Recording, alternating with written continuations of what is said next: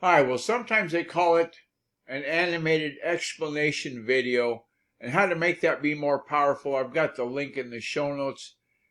TheGuyRCookReport.podbean.com will get you there.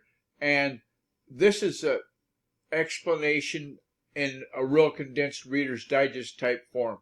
The elements of your video are going to be how the video content is beneficial, how it grabs attention, create a powerful elevator speech within that video, and that will help to improve your SEO efforts. Okay?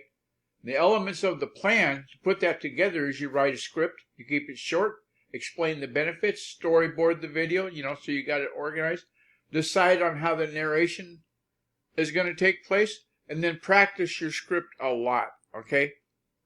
I want to thank you for taking time out of your day for this episode of the Guy R. Cook Report. Subscribe if you would like, and it's a wrap.